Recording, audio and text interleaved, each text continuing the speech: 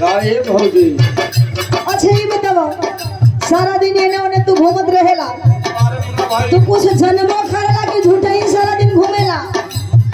अरे पूछलू ना तब ले जनही के काम करता रहू। अच्छा तो हूँ मतलब बेचे ना बड़ा ला तो हम पूछे तनी जवन हम पूछे जाते ओकर जवाब दे पैबा। काहे न देबो? पहले पूछा। सुनो पूछे तनी।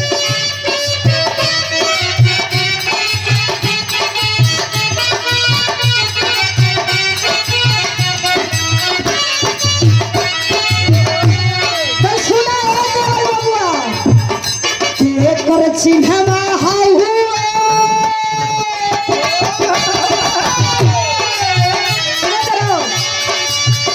के कर चिन्हवा हउए सायकिल के सवारिया हमारे देवरू सायकिल के सवारिया हमारे देवरू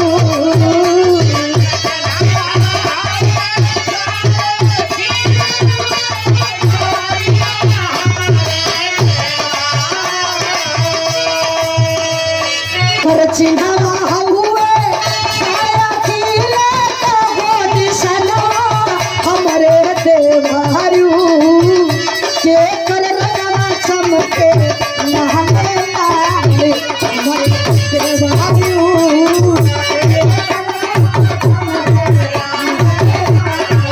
हमारे देवरू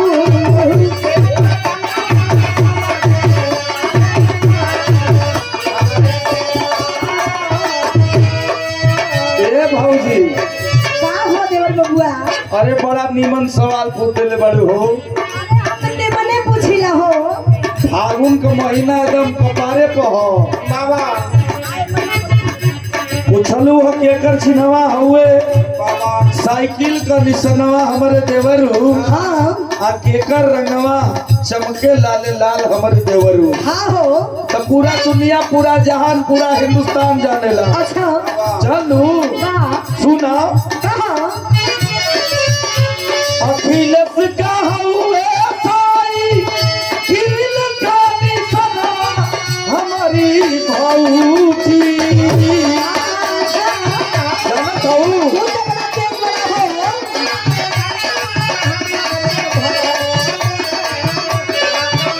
जय हो जय हो।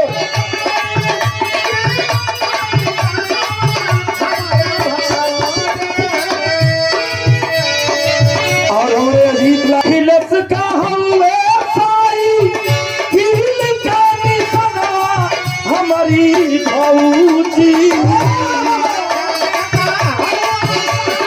सब जानता तू जान ला। वही तो बहुत है ना।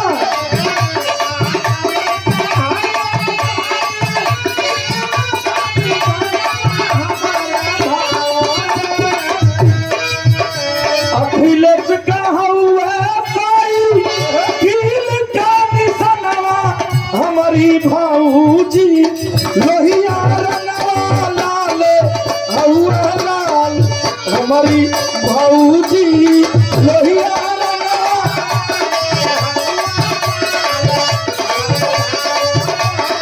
लोहिया रंगवा हुए लाले लाल।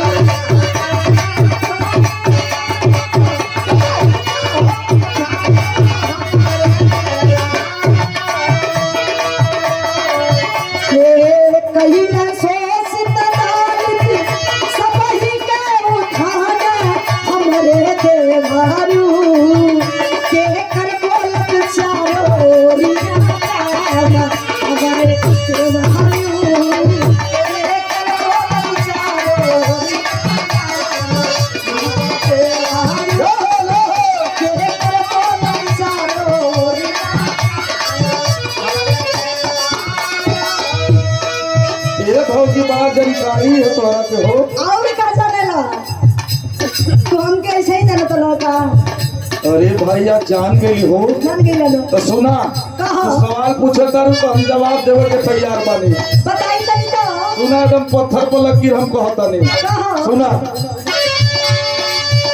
बाबा साहब कइले शोषित दलितन का कमावा हमारी भौजी।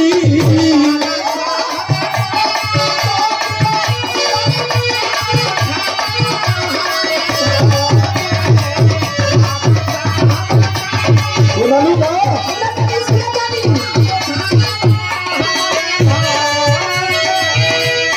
दोनों का साहब कइले शोषित दलितन का कमावा हमारी भौजी। अखिलेश के बोले सगरो काम हमारी भौजी। सगरो काम बोलता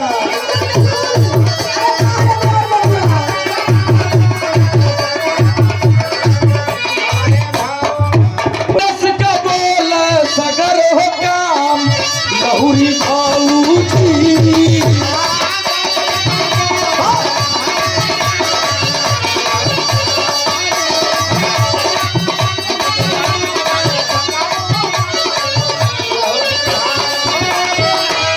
सुनत हूँ सुनो तनी एक का कामना वृद्धा पेंशन कन्या विद्याधन लैपटॉप अब आई जो भारतीय जनता पार्टी चलत है ना हां हां ये कुछ ना करत है। हां एक हमारा आखिरी सवाल तोरा से कह सुनो बोलो कहवा जन्म ले बाबा अरे कहवा जन्म ले बाबा भीमरावया अम्बेडकर हमारे देवारी बारे भौजी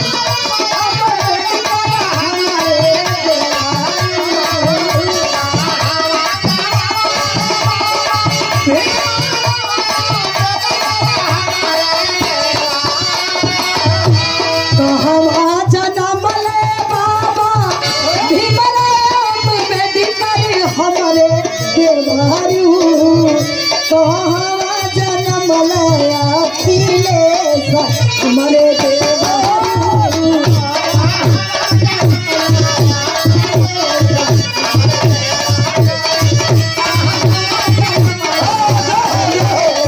हमारे देवारी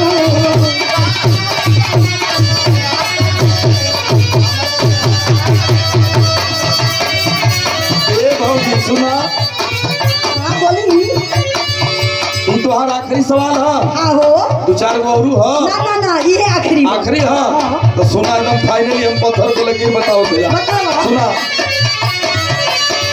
माहू में जन्म ले बाबा भीमा जी अम्बेडकर हमारी भौजी। जय हो जय हो